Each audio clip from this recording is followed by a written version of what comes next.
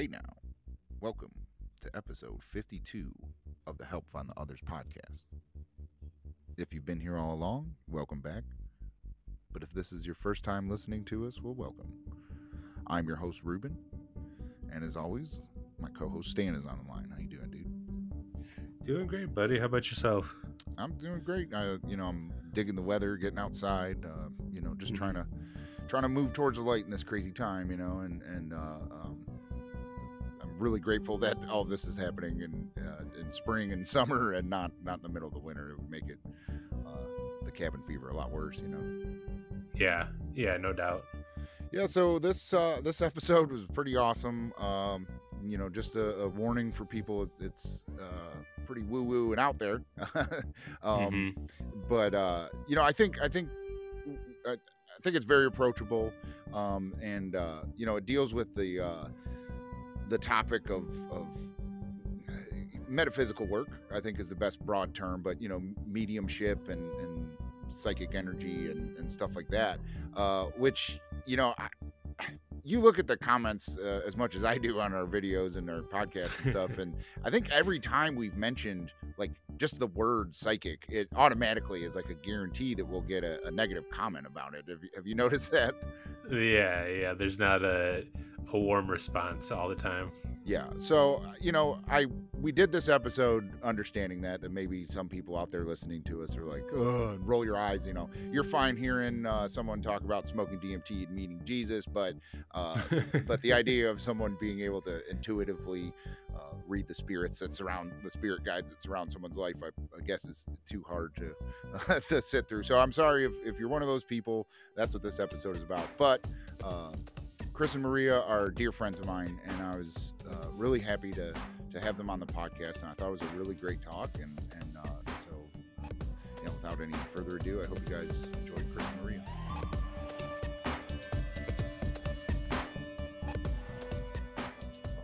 So yeah, Chris and Maria, thanks for coming on. I know we've talked for a while about doing an episode like this, and it finally has happened. So thanks so much for coming on, guys. Of course. Thanks for the invite. Appreciate it. Yeah.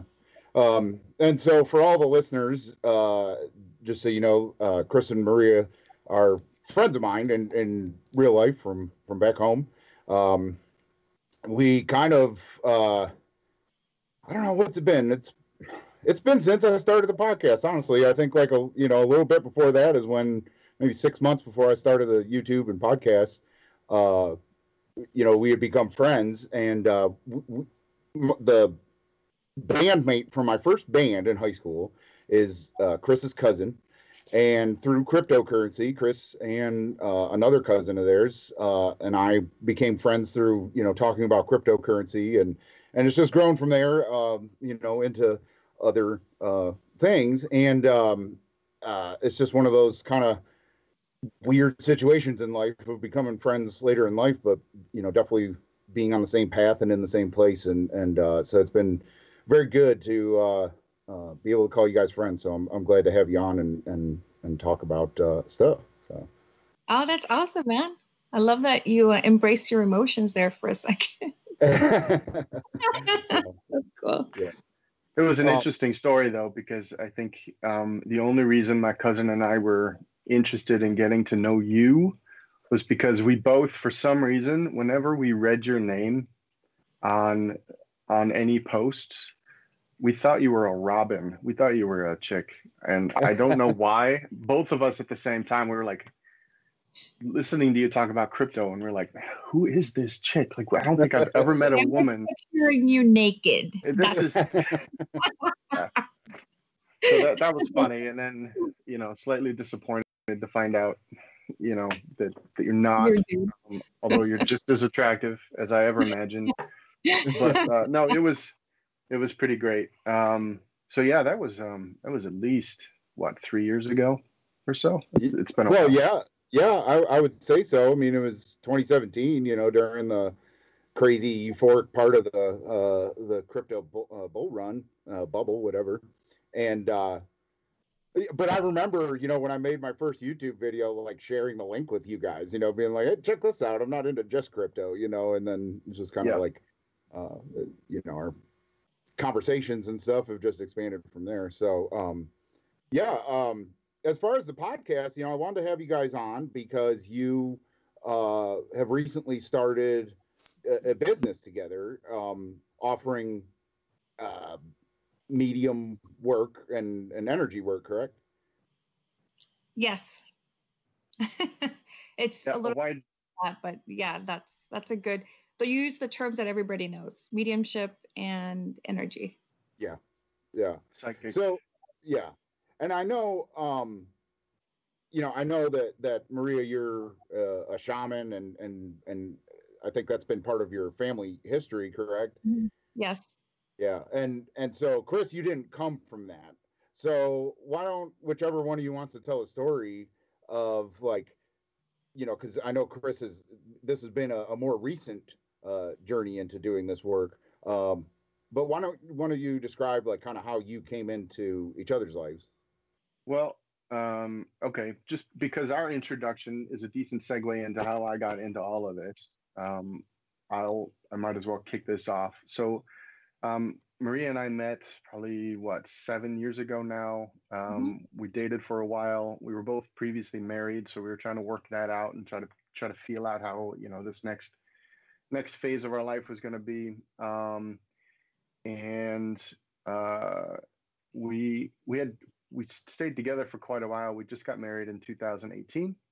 But then, so that's how we met. So to back this up, crypto, believe it or not, was, for me anyway, it was the start of this whole kind of waking up process, the awakening, if you will.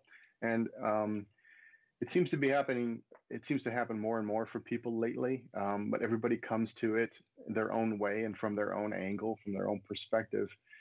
For me, I got interested in crypto, and the more I read about it, the more it made me question kind of the current economic structure and how money works and how money's not really real. Like, how can some entity print this stuff off like it means nothing, and yet we have to put these dollars on a pedestal and treat it like it's so important. So it got me just questioning the nature of that reality, which kind of led down a bunch of different rabbit holes for me. You'll hear people sometimes refer to taking the red pill, like on the Matrix, right? You take the red pill, and you have to question your reality because the veil that's in front of you starts to break down, and you start to just kind of be aware that there's a lot more out there than what you were taught when you grew up. A part of that for me was psychedelics. So obviously a good parallel to what you guys talk about and what your viewers are interested as well.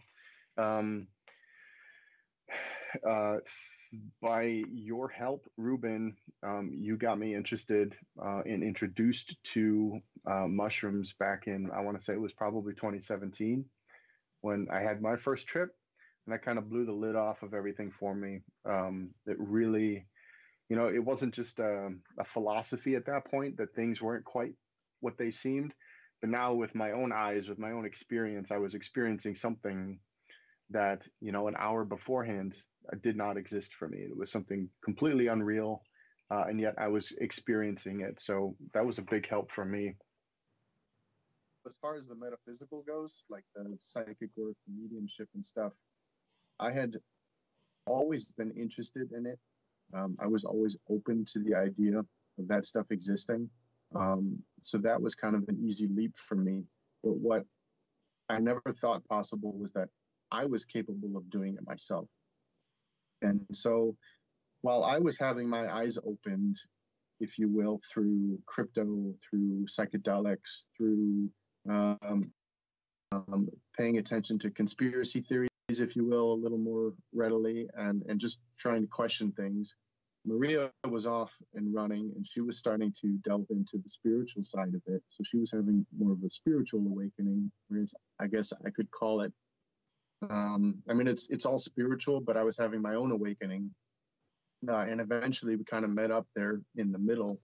And I was able to share with her some of the stuff that I had learned, and she was able to share some of the stuff that she had learned.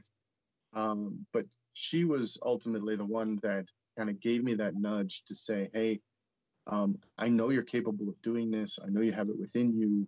Why don't you just give it a shot? Like, all it takes is that leap of faith. Just give it a shot. So because I had been interested in it previously, I said, all right, what the hell? So I joined a class. It was an online, virtually taught class with an instructor and a bunch of other students. And it was like a 4-month class that touched on a little bit of everything, with psychic work, with aura reading, what the chakras are and the parts that they play. There was some mediumship practice in there. So it was a little bit of everything. But what I found out through that process was that I could do it myself. Like, I was able to learn about it and put it into practice and receive the validation back that I wasn't just making this stuff up. In fact, most of my life, everything that I thought at one time was my imagination was in fact messages that I was receiving from the spirit side of the world. And so that was kind of that was the peak of my awakening, was to realize that that I could do this, that I could be a vessel and receive that information from the other side, whether it's intuitive or whether I'm receiving it from a loved one that has passed or whatever. It's kind of all of the same energy. So that's been fantastic. And then since then, Maria and I have been learning and growing together. And then, yeah, like you mentioned, just a few months ago, we opened our virtual doors, if you will, to our company, and we've been practicing doing joint readings. So her and I will read a single client together, and that's been going really well. Yeah, no, that's awesome, man. And like you said, that psychedelics really started opening that door for you. You know, I'm glad that I had a part in that. But you know, for me too, I mean, that's I started down the psychedelic route much earlier in life than you. But it wasn't until I started taking it seriously and with intention that it started, you know, kind of increasing my spiritual awareness. Not obviously you had a guide, you know, an in-house guide that kind of helped for, you know, speed up your awakening. So Maria, what's, you know, how has this always been a part of your life, being able to provide readings and to have that? So my story is a lot different than Chris's story. As a child, I would hear stories about grandparents and great-grandparents doing shamanism work in towns in Mexico. And you hear it when you're a kid, but you don't really think anything of it. Then during high school, and I would, so my mom has stories of me doing some crazy shit when I was a little girl, like feeding people that weren't actually there in front of me, or feeding creatures that weren't there in front of me. They couldn't see it, of course, but there was an obvious conversation I was having with people and creatures. And by creatures, I believe in other things than just human beings. This world is too big for us not to have other things. So my mom never really thought anything of it. When I was a teenager, I started getting into church, and all of the feelings, all of the messages, all of the dreams died when I started church. It's as if that restriction of spirituality, because religion to me is very fear-based. If you don't do this, you're going to go to hell. And the type of church that I was going to is apostolic. So it's girls are not supposed to wear pants. They're only supposed to wear skirts, that very controlling type of environment. So believe it or not, I didn't even have sex until my 20s, because I thought I was going to go to hell if I didn't get married before sex. And then, yeah, I had sex in my 20s, and I was just like, fuck, this is good. Wait. But it was me saying to myself, what if I didn't have those limiting thoughts of if I do this, I'm going to go to hell. How about if I do it? Let's see what happens. And basically, when you grow up in a church type of environment, anything, even meditating, is something will happen to you if you meditate. A devil or a demon will get attached to you, and you can't meditate. You can't do spirituality. So when I started doing meditation and I started really tapping into my spirit and my soul, I was able to be like a child again. I was able to see orbs again. I was able to sense what people were sensing. I was able to just see what people look like without the mask, because we all wear masks, right? We're mom, we're dad, we're wife. But when you take all of those titles, we're energy. And that's what I see. And that's what I'm really good at. I could sense people's soul, and I know exactly what they need to work on to help them shed some of that density and become a lighter person. I think that I've always been pretty awake. I just fell back asleep when I started church, when I started listening to the programming of, if you do something that is not what this book tells you, you're going to hell. So I think I've always had I had this. It runs in my family. I'm not the only one. But yeah, that's basically all of it. I think when I actually took my first trip, when I did mushrooms the first time, it was like any doubt I had about spirituality just kind of went down the drain. I took mushrooms and I thought I was gonna fucking die.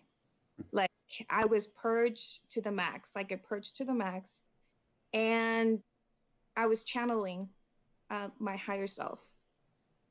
My higher self told Chris, because I don't remember all of it, that basically I was a crystal child.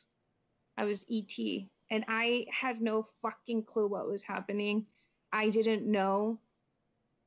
I knew that it came in waves for me, and I would sense, I was taken to a place where that was my home, and I felt it. It was a beautiful landscape, and it was the structures were made of glass, and it was absolutely gorgeous. And I just felt this immense homesickness, like, oh, I just want to get back home. But when I came back, like during the waves, I didn't know where I was again. Like, I was tapping into my higher self.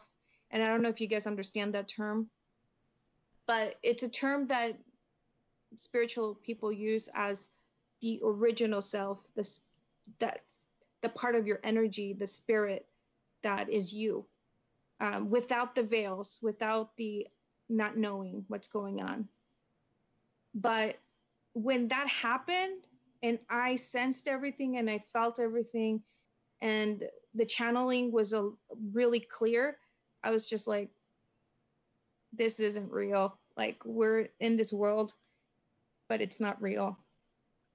So yeah, that's my story. Now, I remember, I mean, that was rather recent, right? Or a couple years ago, maybe? I've done 3 other trips. like I said, I was very programmed. I was always I'm a good girl program. So I don't do anything that is, I mean, for crying out loud, I waited into my 20s to have sex. I was programmed to be a good girl. So drugs, those sort of things were not really what I would ever do. But I'm like, it's a mushroom. It's organic. It's all natural. Let me just see what happens. And oh my God, the first time it was fucking scary. Yeah. Well, I remember Chris telling me about it and saying, like, dude, that was not my wife. I don't, like, his take on being there for you but not doing them as well was interesting. Do you want to describe that, Chris? Yeah, that was intense. So you said it right. Or like, well, that was not my wife, so this, I believe, was either during my first class or just before my first class. So this was like a year and a half ago. Um, so I didn't have the terminology, I didn't have the vocabulary, I didn't have the backgrounds to try and figure out what was going on.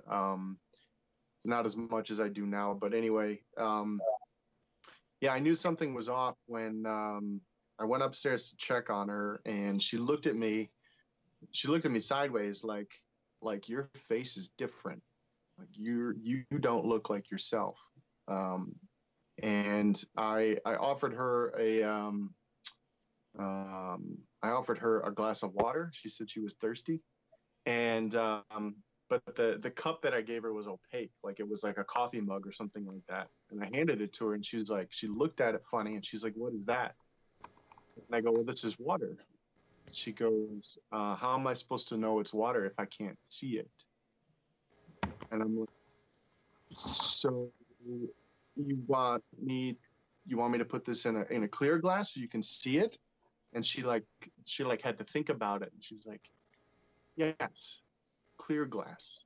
So I mean, I just remember leaving the room like, "Oh my God, my wife's an alien."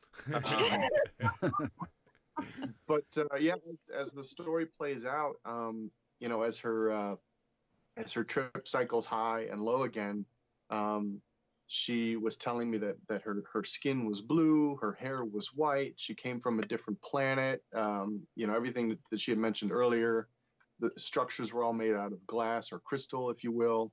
And then it would kind of like cycle low again, and she would come back to this reality, and she'd be really upset because of how homesick she felt and how beautiful that feeling was to be connected to your higher self, and to have that memory of, oh my God, this is really who I am. And she was upset because she felt like she was going to forget it, coming back as a human. So you have to understand that being a human in this physical body is extremely difficult. It's a very, very dense body. And I guarantee most of your viewers can attest to that. Just the sense, like when you're coming back from a space like that into this body, it's just kind of like slow and dense. It feels thick, like you're just kind of wading through mud. And it can be really difficult to kind of consistently stay connected to that higher, lighter, more vibrant part of ourselves. And that was a beautiful effect of the mushroom, especially for Maria, because she was able to connect to that part of her, and speak to me as if, I mean, as if that was her here in this physical reality. So that was unique to me. You know, it's strange because I always thought like, oh man, if I could just sit down and have a conversation with an alien, like I'd have so many questions. And here I am sitting in front of one who claims to, you know, have blue skin and white hair and be from a different solar system. And she's like, you need to ask me questions. I can't. Yeah, I couldn't tell him. There was a restriction of me telling him things. He had to ask me or else I could not tell him. Huh. And the first thing he asked me is about religion, about God. And I'm sorry, Chris, I didn't mean to just... No, go for it. But he asked me about God, and the way, I can't remember exactly the questions he asked me about God, but my higher self started laughing, and she's like, that's not how it actually works. That is not how it works. Just this religion, what is it? It's one God. Everybody's fighting for everybody to believe about, about what that God. And he said about evil and about, I can't remember exactly what the question were. I'll let you finish it up, Chris, because I was kind of tripping and I don't remember.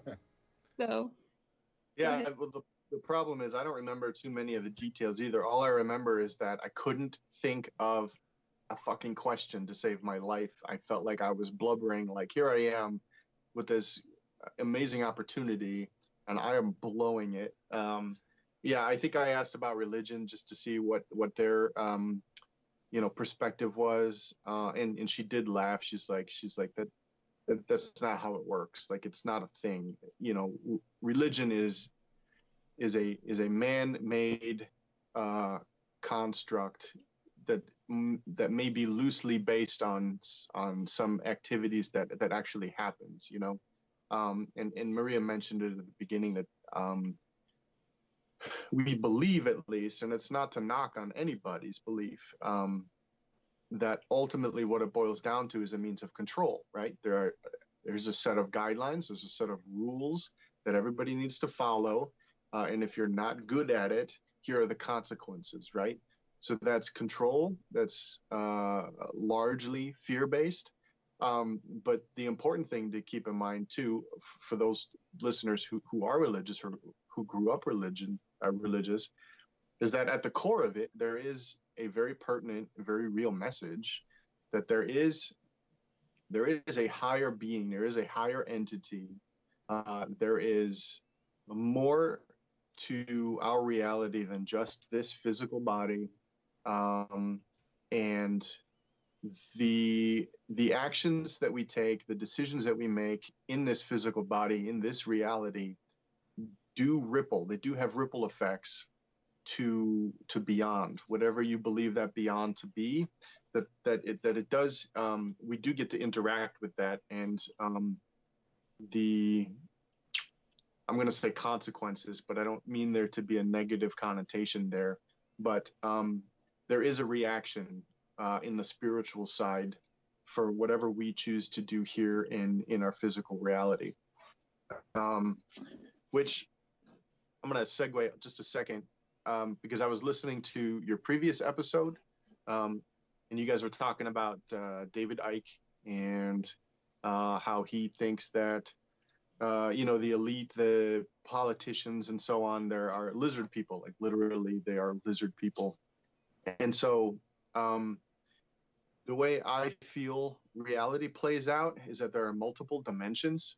So we're living here in 3 dimensions, right? It's your physical body, it's everything that you see with your eyes exists, and everything that you can't perceive with one of your 5 senses doesn't exist, right? It's a real basic level, and it's where a lot of people spend most of their time hanging out. As you move up in dimensions, you start to become aware of more and more of an existence. And the point I'm trying to make, though, is that all of the dimensions are connected. So they're all playing out in parallel to each other. And like I said, the choices that we make in this 3D reality have a ripple effect in all of the other dimensions.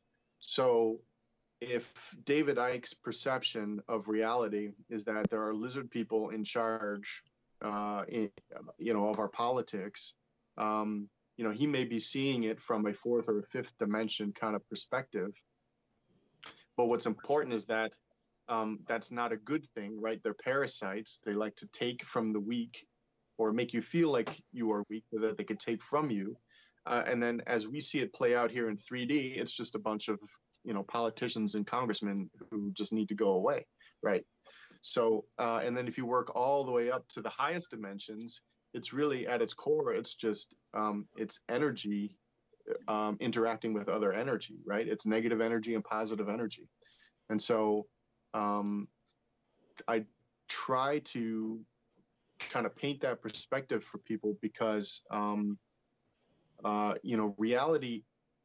reality can be multiple things at any given time. It all depends on how you are looking at it, right? It's the simple analogy, like you're never going to convince a colorblind person that the color they see isn't really there, because that's what they see. That's what their eyes see. That's what they've known since they were born.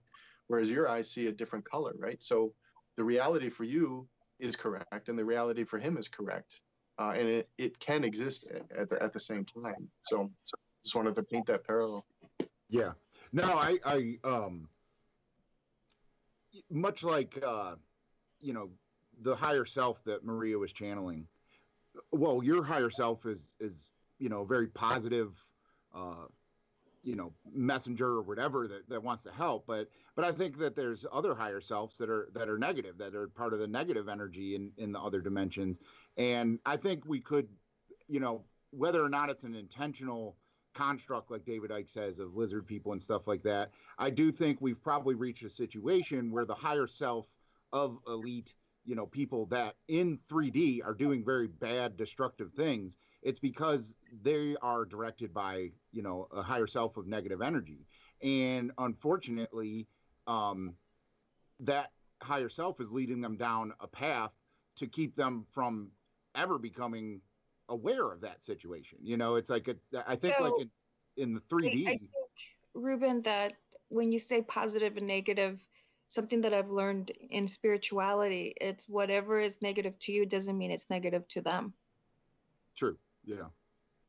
So it's about perspective. Yeah.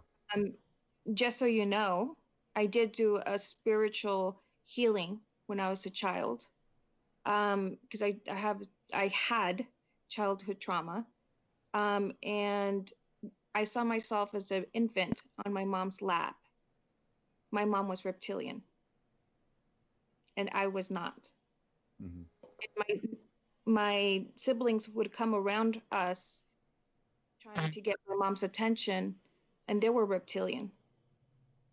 I was not. And even as a kid, all of my brothers and sisters, including my mom, would taunt me because I was different.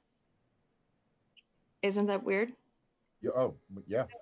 I I don't think reptilians in their mind they're bad. Everything could be bad or good.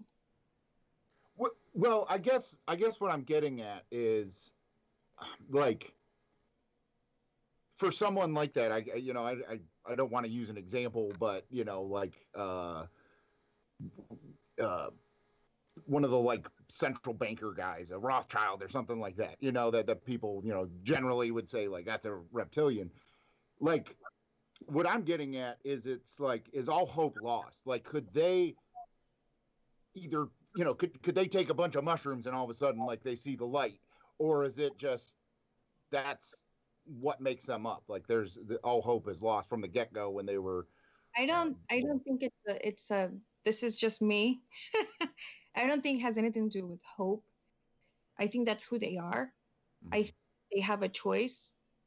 And I think that good or bad choices, it is what it is. I think what needs to happen is for us humans to rise up and say, fuck you. I'm powerful and you're not going to control me. It's about us. It's not about them. That's the whole point of we need to rise up and say, I'm powerful and you can't control me. Mm-hmm. And not really put the focus on them, because the more we focus on them, we give them power. We need to take power away and focus on us. Yeah, which, you know, in our last episode that Chris was talking about, that's what I said is that, and if you listen to the whole David Icke podcast, at the end, his message is that, you know, our fear and our hatred gives them power. And our belief in them being more powerful over us, and that you know, like you said, if we can rise up, like they won't have the power that they have, they won't be elites, you know, that they're no better than us. And so it's like, for me personally, is like whether or not someone believes in reptilians or you know, even if it's religion and they believe that these people are demons and, you know, they're from Satan or whatever, it doesn't matter, because like what we should be doing is skipping over those details that come down to terminology and focusing on the message, and that message that he says at the end, that about fear and hatred and you know, everything can be overcome with love and positivity. That's such a key thing, and it's like that's what I wish people focused on, you know. Yeah, so it's not only focusing on love, because love is a very high frequency emotion, but it's also focusing on, we humans are very high frequency if we remember who we are. lizard or reptilians, they're low frequency. So they can't do the things we can do. And that's why they want us controlled. Because if we remember who we are, if we remember our power, they can't control us anymore. So again, love, definitely embrace love because that's important. But also remember who you are and stand in your power, because that's the only way we're going to be able to get rid of the reptilians, because they won't be able to control us anymore.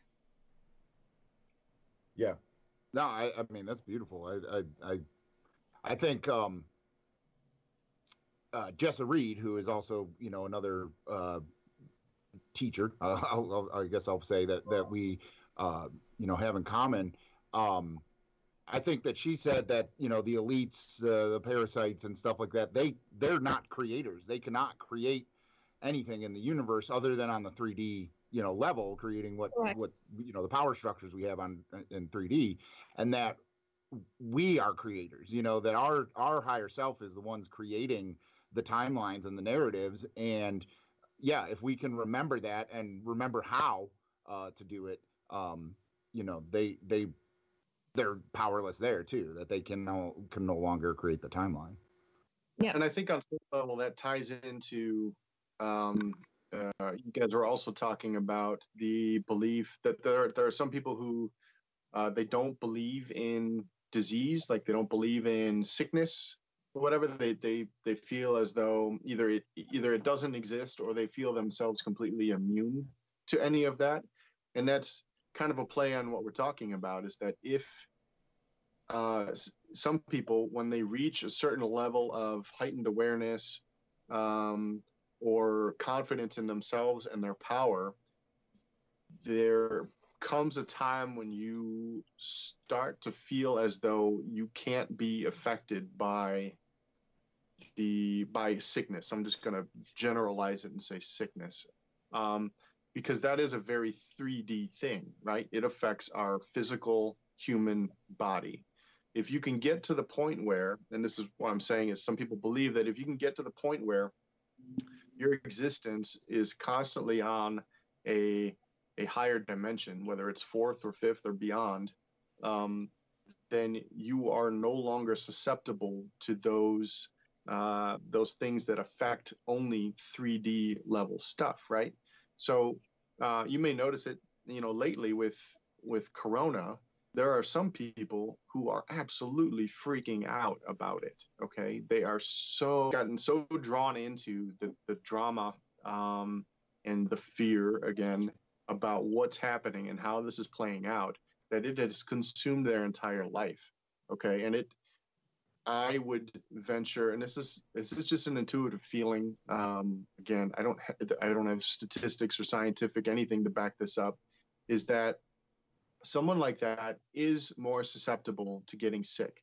And I'm not saying corona. I'm just saying sick in general. If there's somebody who is so worried about getting sick, period, they're more susceptible to it, because that's where they're putting their energy, right? And they're constantly thinking about it. They're worried about it. That's where their energy's going. For someone who is on the other side of the spectrum and they don't ever think about it, they don't worry about it, and again, there's a lot of fear-based, their energy is going somewhere else. And I do think that there is a level of accuracy there that if you've stepped into that higher dimension, that higher frequency, the likelihood that something on the 3D plane is going to affect you becomes very slim. So I do think that there is some, I do think that there's something there. I think his statement was correct from his point of view. Yeah. Well, I mean, I totally believe in, you know, the power of the metaphysical to heal, you know. I think even modern science, you know, looks at something like they'll just use the term placebo effect. You know, oh, it's just a placebo effect. And it's like, or mind over matter. You know, people will say that too. And it's like, I think that those are just terms without understanding the spiritual ability to heal. They write it off as like, oh, that's just that, but I think that's what's going on there. I because I have a background in science and wasted or spent several years of my life learning about science. I can't disregard the fact that there's actually a biological, that like I can't just write off all of germ theory because it's been constantly, as technology improves, it's constantly been proven. But I think you're right. It's like the more worried and stressed you are, and the more likely you are to get sick. Where everyone can keep away from the virus, but also with how contagious it seems to be. There seems to be like you can do everything and still end up getting it. But it's like, yeah, if you believe that you're more, your being is more powerful than it, I don't think it is a problem for people that can kind of understand that. But like you said, there's no statistics or science to back that up. But I do feel that as well. Yeah, I mean, you hit the nail on the head with the placebo effect. I mean, that's just one name to give it because they don't know what other name to give it that makes sense. It really boils down to belief and intent. And when you can get to the point where you can set the intent on something and you really believe in it, that thing becomes real. You can create that for yourself. And again, like I mentioned, everything is connected, like all of the dimensions. Sickness is just the 3D manifestation of something that's going on higher. So one of the things that we've learned to do is we can scan someone's aura. We can look through their aura, the color field kind of surrounding your body, and we can find the dark spots, the cloudy spots, the areas where that energy is blocked, where if it's not treated or if it's not taken care of, that can manifest into a sickness. Physical symptom. Yeah, an actual physical symptom. Something may start off, if it starts off, like if it's just entered your auric field, you may notice it in terms of like your thought patterns. Your thought patterns might shift. You might have a lousy day, you might just kind of feel in a funk or whatever it is. You just feel kind of off, right? And if it continues to grow, or if it's not taken care of, that can, after a while, it seeps its way in from the outer layers of the aura, and it gets closer and closer to the physical body. And then when it does, it can manifest as sickness. So that's just one of the things that we do is we can scan and we can find out where they are. We can remove them, and then almost, I would say even more importantly, is we intuitively get impressions about why it was there in the first place and what it's tied to, and what areas of your life you might want to focus on to try and help clear that and make sure that that doesn't come back. So is that what Reiki is? No, you can use Reiki to clear your energetic aura. You could use Reiki for that, but sensing things, that's third eye, crown, heart. All metaphysical workers have to have a clear channel, which is the heart. The heart is the chakra that helps us connect, because we realize that we're all connected. I know this sounds like super lame and hippie, but it's true. And if I am being an asshole to you, I am being an asshole to me, because we're all connected. So once you realize that we're all connected, I could give you, I mean, we've done this to you, Rubin. We've kind of gave you a scan. We've gave you a reading. We don't have to be in the same house. You don't have to be in the same room. We could do this, from 100 miles away. It's because we're all connected. I could sense your energy just as you're in front of me in the camera, and I don't have to be next to you. I think once people start realizing we're all connected, they'll be nicer. Because if I'm a jerk to you, I'm actually being a jerk to myself, and it affects me just as much as it has affected you. Yeah. Yeah. I mean, I think like everyone is capable of everything that you guys have built up. You know, it's just a matter of, right. It's just a matter of waking up first. You know, that's the first step, and then building your skills to remember Right. the spiritual awareness that everyone was born with. Right. You know, and I think that's part of the thing True. is like, huh? We're all different, like, or the origins of people. I've seen ogres in human form. Like, I've seen their, like, earthy ogre-ish. We're all different. I'm blue, right? I'm an ET that is blue. You guys are completely different. I know Chris used to be a monk. I don't know from where. He had no hair. He looks like a monk. But we're all also different. We all have different abilities, right?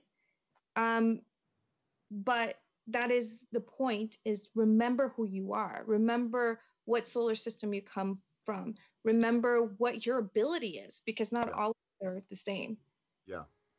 Yeah. I mean, you know, me personally, I didn't have any sort of reading until 2 summers ago, I think it was. And I didn't like disregard any sort of metaphysical work. It's just, I was like, I don't know, it doesn't really have anything with me, or, you know, there's so much from like kind of like that normal society would say, you know, they're all psychics or anything like that, is all charlatans, and they just tell you what you want to hear and they know what to say and stuff like that. And it wasn't until like I had my own kind of awakening with psychedelics that I was like, well, they tell you what you want to hear because it's there. They're helping you notice what's there, that the positive potential and possibility that you have to start connecting with everyone on a metaphysical level. That's what a medium or a psychic, you know, kind of does for normal unwoke people, I feel like. You know, and so once I had my first reading was in Lilydale. And so that was someone that didn't know me at all.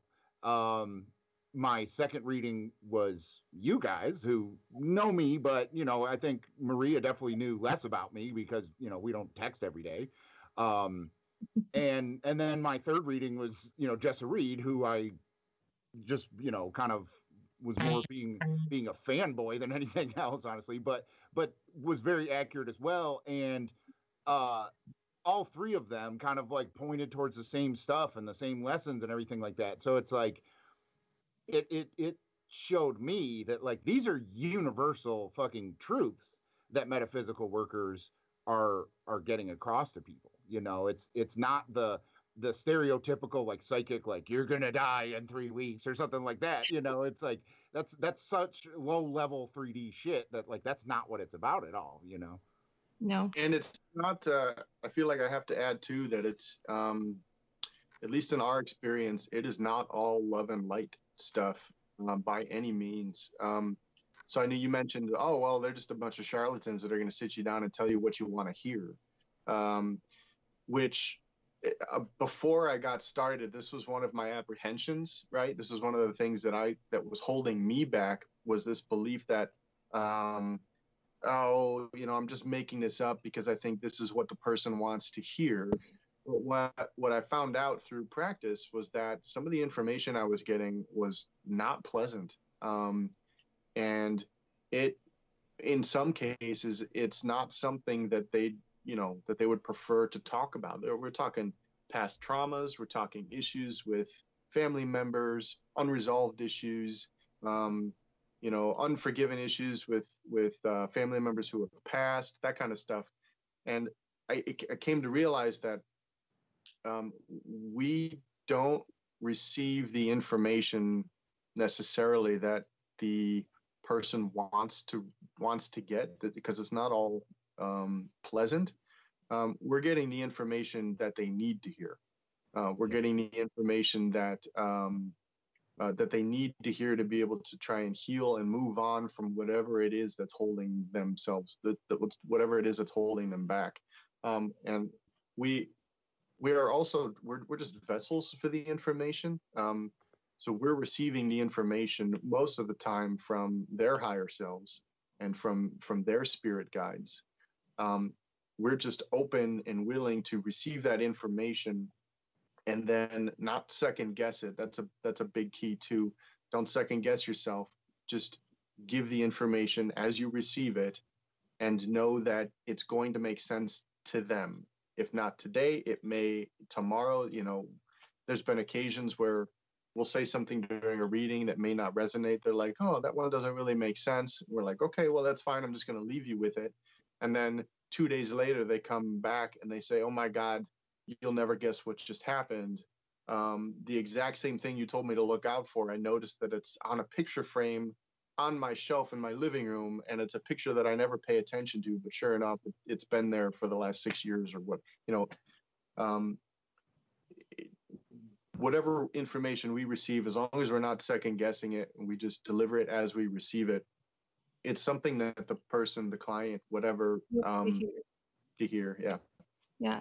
So just because I am Maria, I am sensing that the guy right here, what's his name? Stan. He's a lot closer to tapping into that ability than Rubin. And Nice. Rubin's like, no. But I don't know, that's what I'm getting. And I know a lot of it has to do with Rubin is that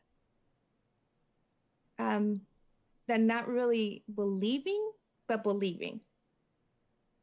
But with this guy, Stan, hi Stan, he's a lot more in tune to the spiritual. And I don't know Stan at all, but I'm already sensing that he's already getting ready to tapping to his ET abilities. I'm down with that. He's been tripping on her. One of the things my first teacher told me, so I had a reading from my teacher before I even signed up for her class. And she said something to me that kind of tipped the scales for me, that I was like, okay, I'm going to give this a shot. One of the ways to tell is she asked me, do you ever talk to yourself? And I said, well, yeah, of course, all the time. And, you know, in my head, or if I'm alone, I might mumble to myself once in a while. I feel like that's pretty normal. And she says, okay, it is. Do you ever argue with yourself? And I was like, yeah, I do. Like, I'll sit there talking to myself, and then I'll respond to myself as if I'm carrying on an argument. And she said, if you're only talking to yourself, why would you be arguing with yourself? And that kind of like lit a bulb. I was like, holy shit. And she's like, yeah, you're not talking to yourself. And I was like, oh, okay, all right, well, maybe we're on to something. Because I realized, you know, I would have those discussions.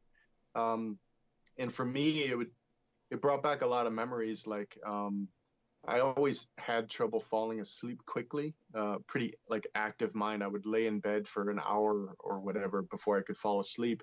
But I would remember, I always attributed it to an active imagination, but I just remember scenes just flowing around in my head. I would see people, I would see faces. I don't know who these people are. I've never seen them before in my life. It would just be like a scene, like watching a silent film. And I just thought it was just an imagination and whatever. But that was all information that I was receiving from somewhere. And I don't know if it meant anything at the time, but those realizations that it wasn't, again, it wasn't what I thought it was. It wasn't what it seemed. Kind of opened the door for me to say, okay, you know, I can see how this is, that there's some validity to this, and I'm going to give it a shot. And really, anybody is capable of doing this, being open to it. complete open mind, and the less judgment or apprehension that you have about it, the better. You are. There was a good analogy: is you are just the plumbing, right? The only way plumbing works is if you have a nice open, clear pipe. Otherwise, things get clogged up. So you just need to be open and aware, and then that information starts flowing clearly. So I thought it was really neat. Yeah. I think not only do I continuously argue with myself, but I usually lose, I think is part of the problem. Yeah, I think some people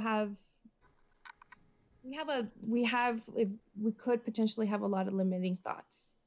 Well, there's religion, there's one that could limit your thinking and limit your ability to even change the perspectives on certain things. And then it could be, so religion's one. The other one is fear of self. Like, nah, I'm not good enough to be like that, or that doubt inside of you will keep you from tapping into your power or your abilities. And anything with heart issues, and I'm not talking about physical heart issues. If you have trauma in your life that you're not willing to face, your heart needs to be clear. And for a metaphysical worker, you have to, for me, this is my motto. In order for me to help heal others, I have to heal myself. I have to do that journey of shadow work and really look inside myself and try to figure out why I am the way I am and what lessons do I need to learn. So it's a big journey. It's not easy. When you are awakening, it is the most emotional, depressing time of your life, because initially you get that, oh, we're all connected, it's all love. And then you come back to earth and it's like, shit, what? Like, yeah. I have to look deep down inside of me and see what's broken. Yeah. So that time when dad didn't pay attention to you. Yeah. Or paid attention to you. And you have this brokenness as adult men or women, we don't care. But the child self of you cared. That child self of you was sad and kind of depressed.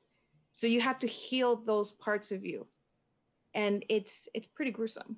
Sometimes it's pretty painful. Well, yeah, and in our reading, you mentioned that to me, that, like, I needed to reconnect with my child side and a little bit, and the thoughts I've had on that is that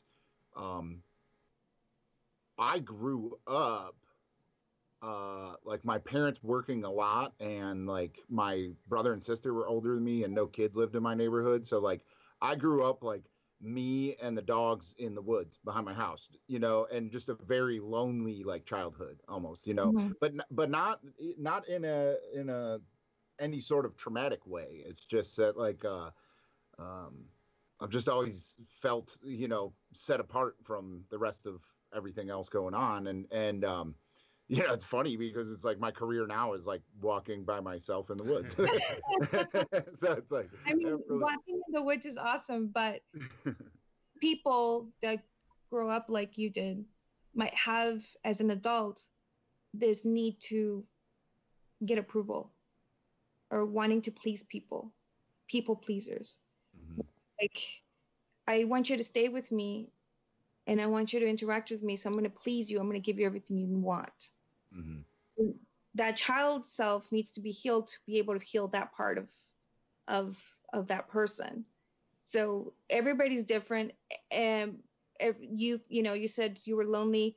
I'm not sure if you're a people pleaser. You want to please people, but there are some people that are like that. When they were lonely as children, when they're older, they just want to please people. So everything stems from your childhood. Yeah. Yeah. And Rubin, you mentioned something interesting, that you, as you were a kid, you said, well, none of it was too traumatizing. So the other interesting thing to keep in mind is that, trauma the idea of what constitutes as trauma is going to differ depending on how old you are and your background, right? So as a kid, and you said it yourself, I was kind of lonely.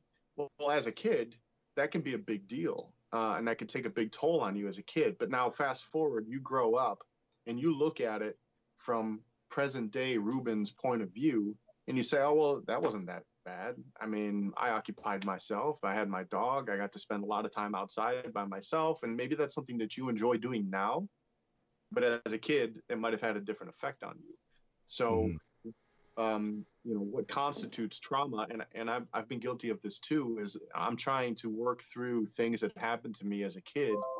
But if something comes up, you know, I look at it from my 38-year-old perspective, like, oh, well, that makes sense. Like, you know, my dad wasn't around because he was busy with work. Like, well, that just makes sense. You know, I can't blame him for that. But when you're a 6-year-old, you can, because that's all, you don't know the other side of the story. Yeah. So you walk downstairs, you're like, Dad, look at the picture I drew. And he kind of blows you off. Well, as a father myself who is working, it's like, oh, yeah, I totally can understand that point of view. But again, that could have really killed me as a 6-year-old. And that could have killed your confidence. On Yeah. So something like that would kill your confidence as an adult. And you don't even know where it stems from. Why can't I just have that confidence in myself?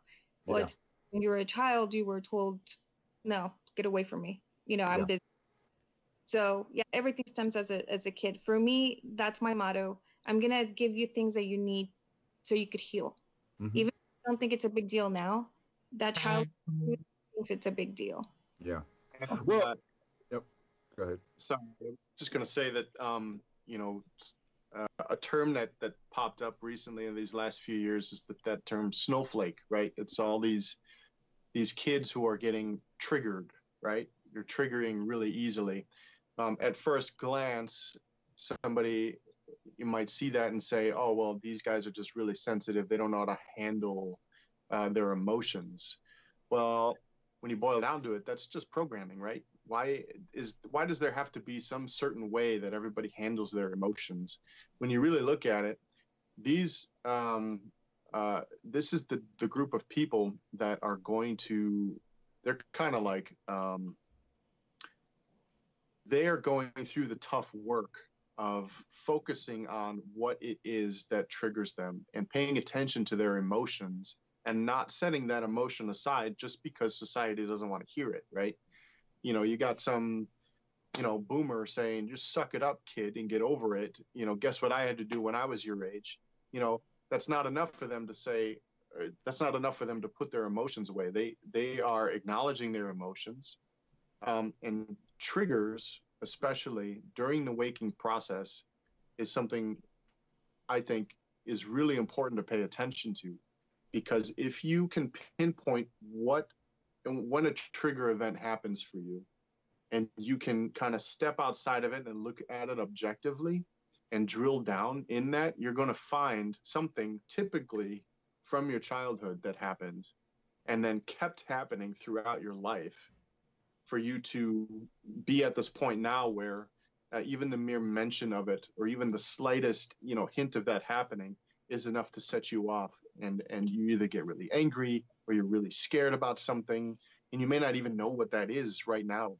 But if you could step outside of it and again look at it objectively, that trigger usually leads somewhere to some moment in time that needs to be addressed before you can get over it and move on. Yeah. Yeah, I mean, it for me, I mean, that kind of makes sense in that, like,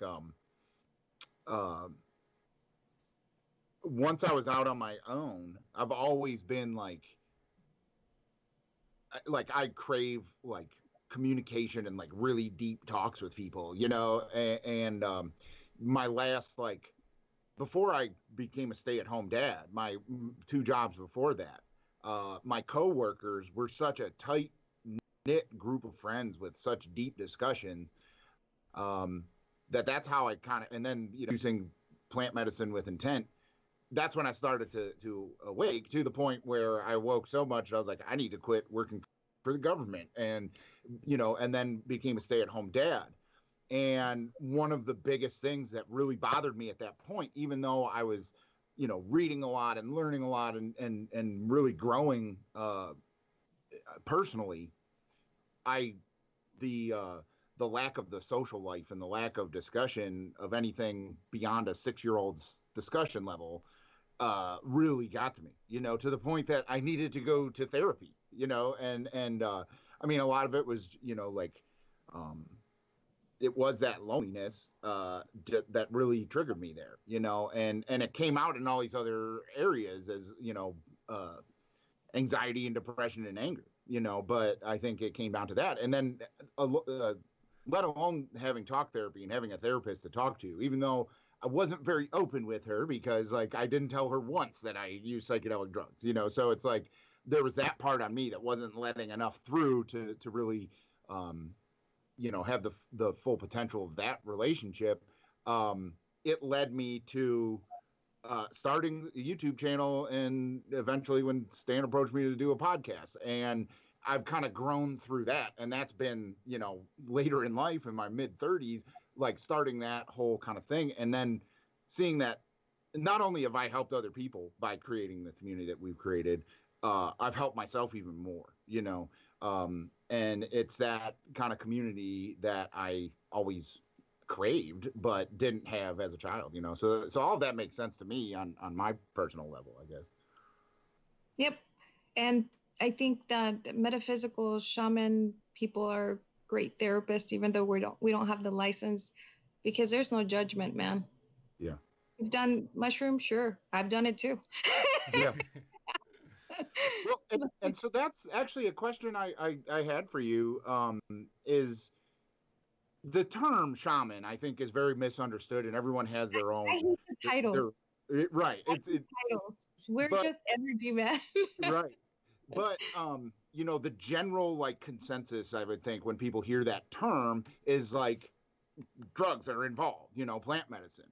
So I was wondering if you can like kind of explain the plant medicine role in shamanism, and just kind of you know, because you were a shaman before you had done mushrooms, so like Yeah. you know, if you can explain that.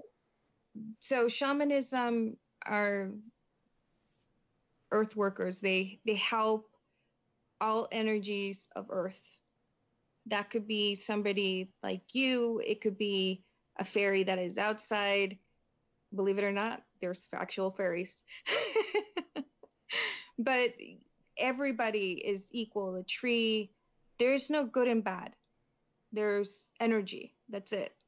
And it's perspective. What is good and what is bad? I know people are going to be like, what the fuck are you talking about? It's just, it is what it is. It's just energy. Shamanism in the proper Peruvian, or there are different types of shamans in the world, Irish, I mean, you name it, Asian shamans as well, but they work with the earth, getting medicines from the earth, herbs and all this other stuff to help a person tap into their inner self, that light within, to be able to answer some questions. If somebody's been suffering from depression for a long time, you go to Peru and do ayahuasca and shit, you realize, what the fuck? I've been depressed because I can't face the fact that I was sexually molested when I was a kid. Oh, and by the way, I didn't even know that. So it's like, that's what medicine is used for. I don't work with plant medicine. I am very good at knowing what's going on just by reading your energy. Of course, we're talking about tripping with mushrooms, but it's not really legal in the States yet, or in some parts, maybe Colorado at, you know, someday. But I don't work with any type of plant medicine. And maybe eventually I will, but right now, if a person reaches out to me, I know that's what they need. They need soul healing. So I tap into their soul and figure out what they need to heal. And if they're unwilling to heal that part of them, then a plant medicine is going to force you to do it. it's going to be like, no joke, I don't give two shits, but remember the thing you're unwilling to face, you're going to face it right now. Mhm. I'm a little bit more, okay, so this is what I'm seeing, this is what's happening. It's a little bit tiptoeing into what you need to face. Just do the energy way. Using mushrooms or using ayahuasca, that's, you're going to face what you need to face now. No more waiting. Yeah. Like, Yeah. One way or the other, I would say that the shamans are a guide, right? We're a guide. We're there to help, because really this journey is internal. Right. This journey is unique to each individual. So Mhm. plant medicine plays a role in that, as most of you guys are aware, it breaks down those walls very quickly, and you don't have a choice but to face what's there on the other side. And what in those circumstances, like the ayahuasca ceremonies and whatnot, the shaman is there as a guide to help the person through that process, Right. and to help them then afterwards, to help them integrate what they've learned to their life. Like, how is what you learned while on that trip, how does that relate to your day to day, right? How can that be practically integrated into your life to make things better?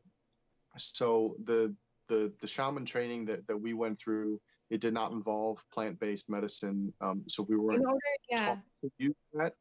So we kind of come at it from a different angle, right? We use our intuition, and we use the information that we're getting from their guides to help clue them in on and show them, kind of shine the light on those aspects of themselves that they need to pay attention to, and they need to work on in order to move past that trauma.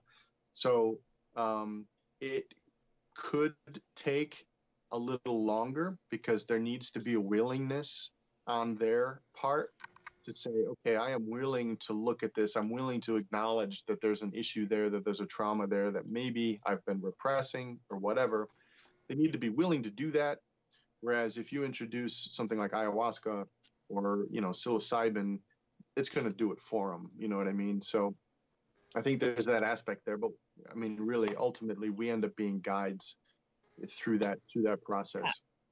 Yeah. There's a, when a person starts their healing journey, your energy's gonna be all fucked up, because you're gonna be depressed. I have a case where I sent something on somebody that I was talking to, asking me, what did you sense? I'm like, I don't think so. I can't tell you. She's like, no, tell me, what did you sense? And I said, I cannot tell you. It's not ethical for me to tell you what I sent.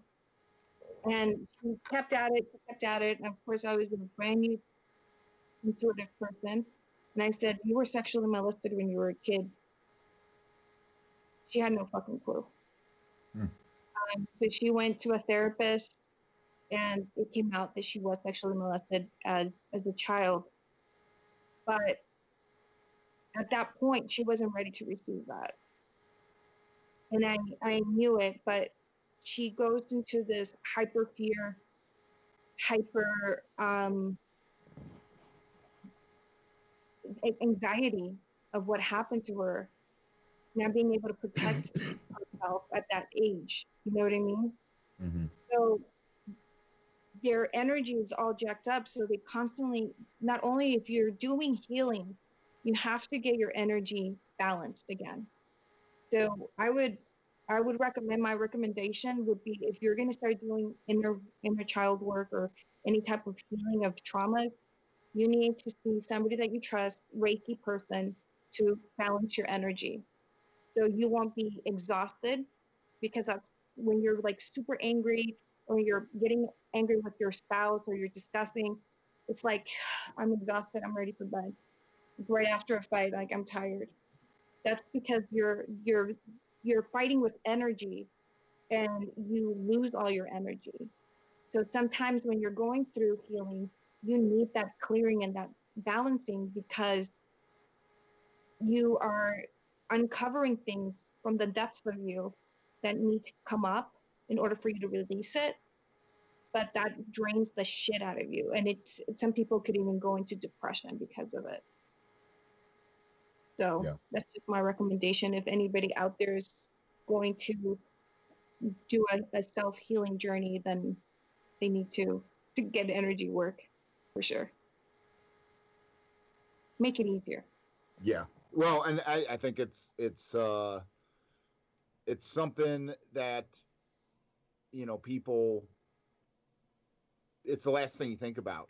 People would think about, like, I gotta exercise, I gotta work, eat right and all this, but it's like you gotta be aware of your energy as well, and I mean, it's all kind of the balance you talk about. All that comes into play. Like you have to be healthy to be able to do that as well. You have to be physically healthy, but it's like our being exists in more than just our physical health, and exactly. I think our mental, spiritual, and physical health, achieving a balance and all of that is what will help you be more open to all of this. Yeah. Yeah. And I like what you were saying too, that in regards to shamanism, that the plant medicine is the tool in the toolbox of the shaman. It's not the core of it, and that's what I hate about the term. And like I was saying, I'm sure you could find somewhere, someone's, done a 10 strip of acid and their buddies are like, whoa, dude, you're like an acid shaman, and it's like, that's just unfortunately what, like, drug culture has what comes to mind of most people in drug culture is like a shaman's like, it's plant medicine and they give it to people and they're their guide or whatever. And there's so much of it. There's shamans that, I've read about, some shamans just dance to get themselves in a state, like they will dance and then they're able to go to the energetic plane to heal people without them even knowing, right? I mean, there's that kind of stuff that shamans do, right? That like dealing with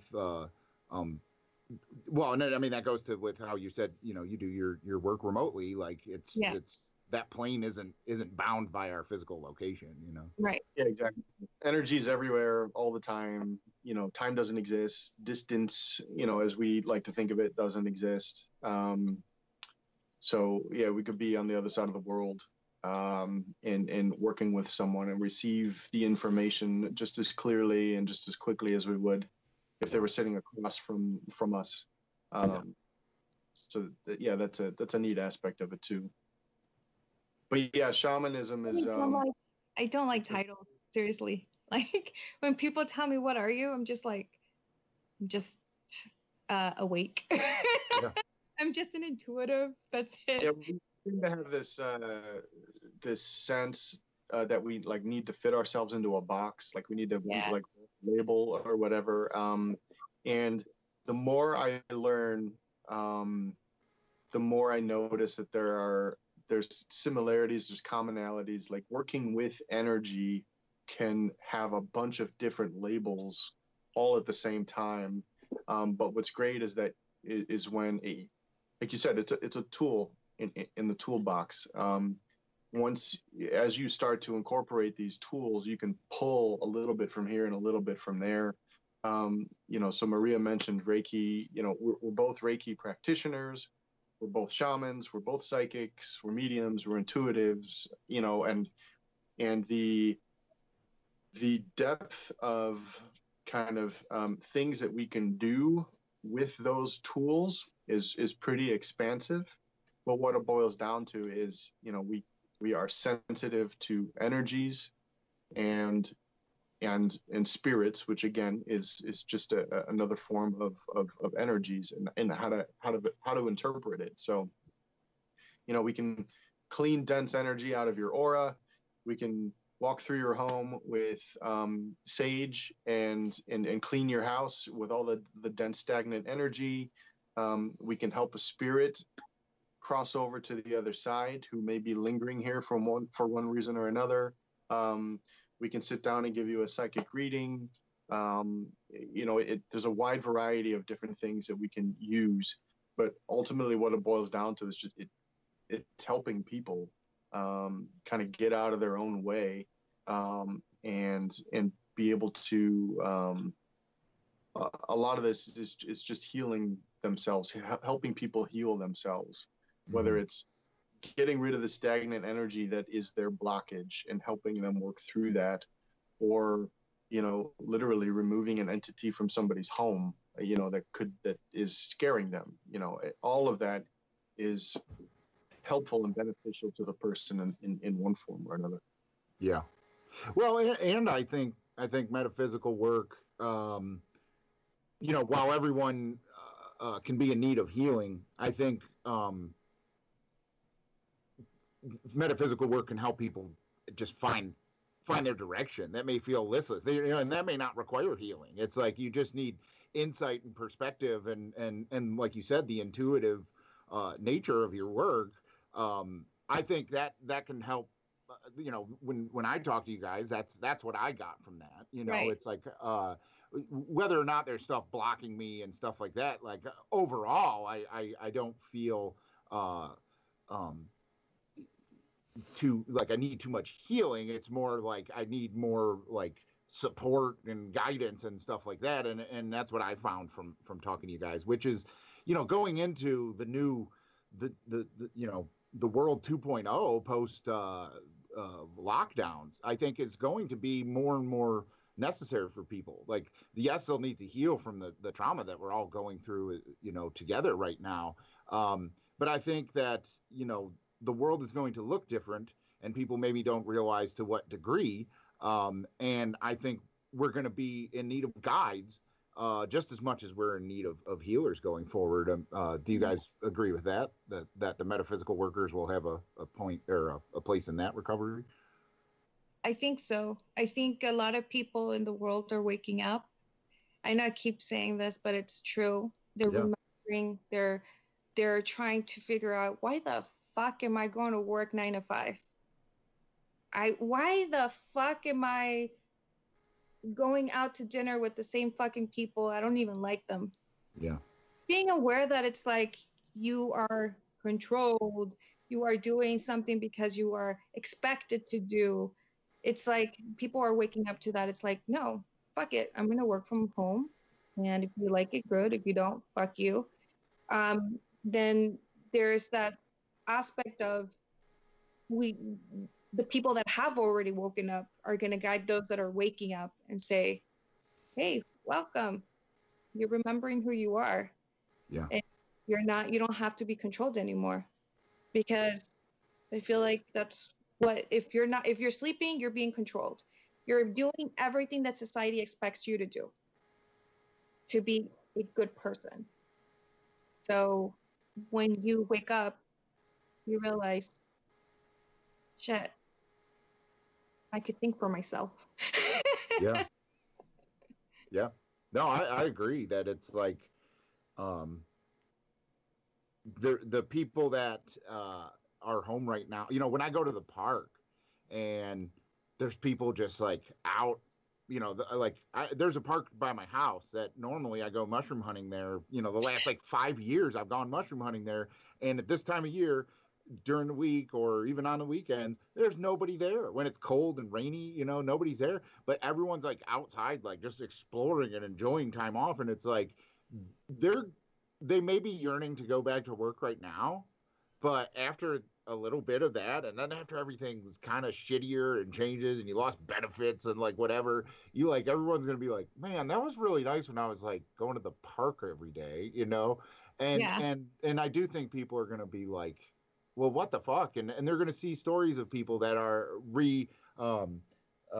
reestablishing themselves and having a new path, and they're going to be inspired by that and be like, well, fuck, I'm going to do that too, but I don't know what I want to do, and it's like that yearning to grow and to move on and to reach your potential, I think is going to lead to a lot of existential questions that the awake people, like you said, can be there for open arms. We talked about on a cryptocurrency podcast that like picture a baby boomer that just lost their retirement, and they're going to be like, well, what the fuck? I planned my entire life for this plan. And now that I'm here at the time to utilize that plan, I like, it's been, the rug's been pulled out from underneath me. And it's like, I think there's going to be, you know, not every baby boomer, but an observable percentage of them is going to be doing ayahuasca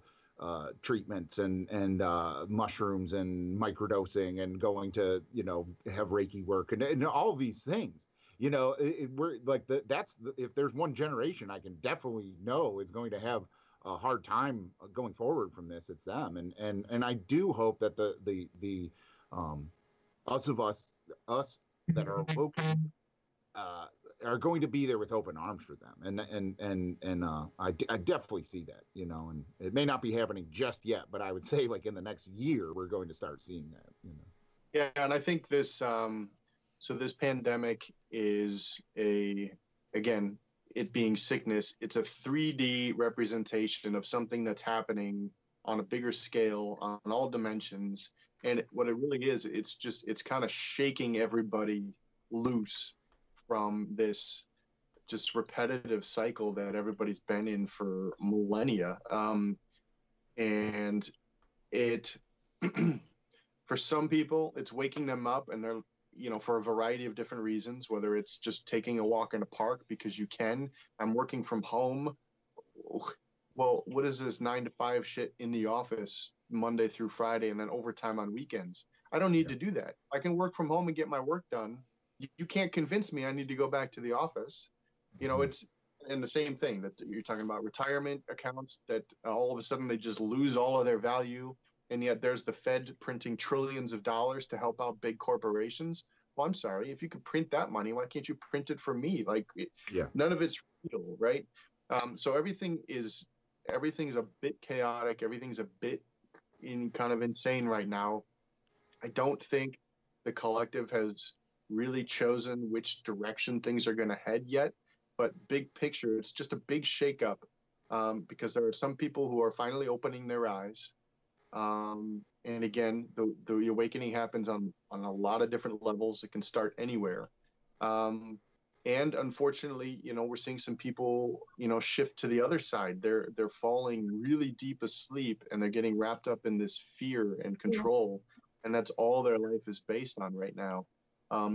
So when things settle down, I think we're going to see a pretty deep split between those two groups of people, and each group is going to kind of go their separate way, and live their own separate lives. But it's definitely interesting times. Well, yeah, I talked about in a video I posted last week, I think, kind of talking about how Jesse Reed talks about the timelines and that they're all jumbled up right now. And that's what what you just described is what I kind of feel. It's like you could go back to sleep, you know, like it's going to be real easy to. They're going to give you $2,000 a month to do it, you know, like it can be real easy. And but you can choose a completely different timeline, and there is going to be a lot of us that just are off. Like that's it. You know, we're leaving all that shit behind, and we're just going forward and doing what we're creating our destiny now. You know, instead of like following a determined thing. And you know, like you said, that it's happening across all dimensions. I think it's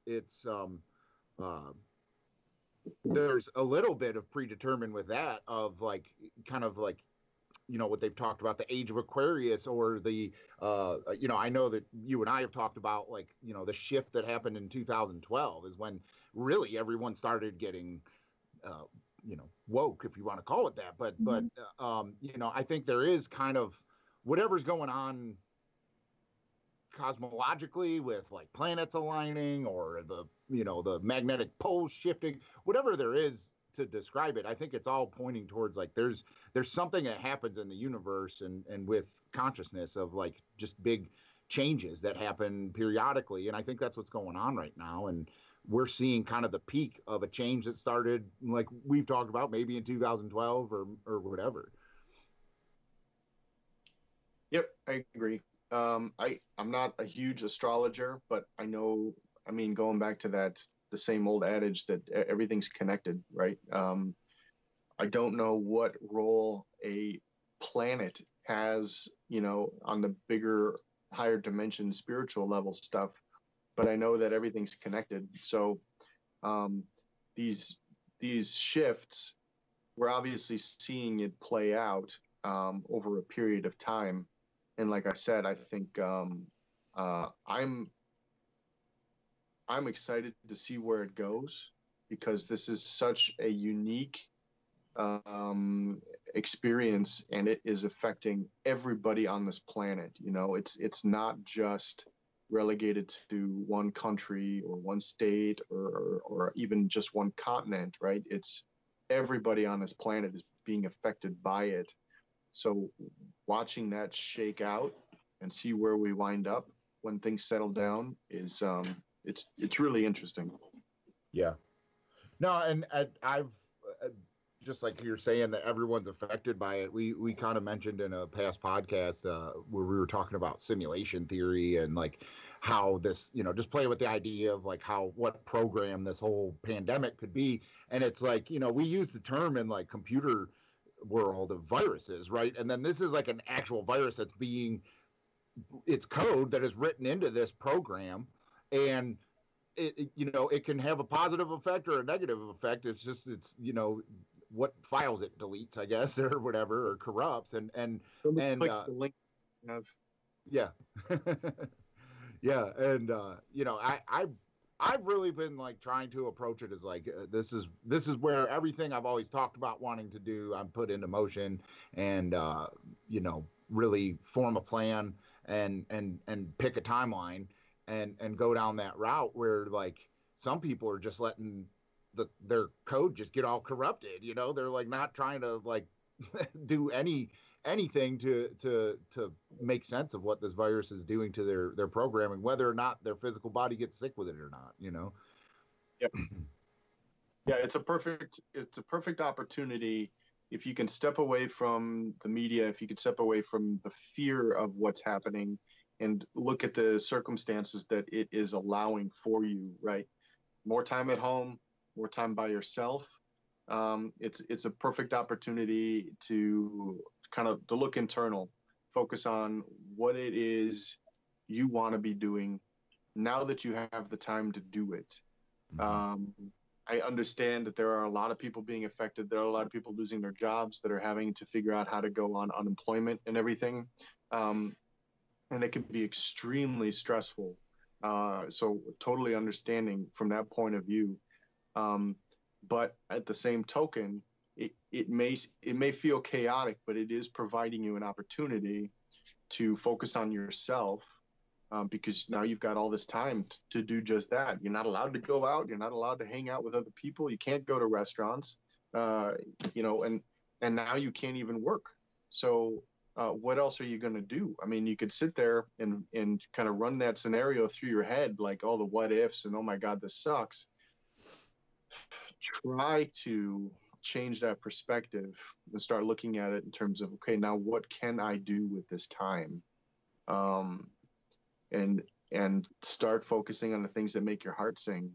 Start that hobby that you've been thinking about, but couldn't find the time to do it. Start drawing again, start painting again, listen to music, create music, be artistic. Try to find out whatever it is that makes your heart sing that you really, really enjoy, and start getting back into that a little again. And I think you'll see your mindset kind of take a turn, and you'll find yourself focusing more on the positives of what can come out of all of this as opposed to just the negatives. Yeah.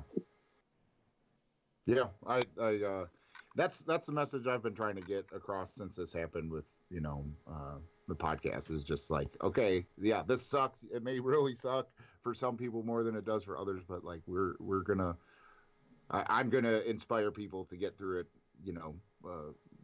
with the light that's inside them, and I hope to practice what I preach, but that's kind of been my direction with all this. We're like an hour and a half, and I realize like I haven't really let Stan talk at all. Did you have any questions for them, Stan? Not really, man. I just like being an audience member for all this. You kind of take the lessons from it. I had questions that came and went in my head, but they pretty much all got answered, so we're good. Yeah, well, you know, I'm sure we'll have you guys back on again too, and you know, we can talk some more. But what if you guys want to plug your website and how people get a hold of you, and how people can look to you for healing or guidance? Go ahead, Chris. So yeah, we again, bear in mind we just started this. We do have a website. Parts are still under construction, but we're working on it. It's Owl Healing Medium, so OWL healingmedium.com. And we have an email address, owlhealingmedium@gmail.com. We do have other social media links and stuff that you can find on our website.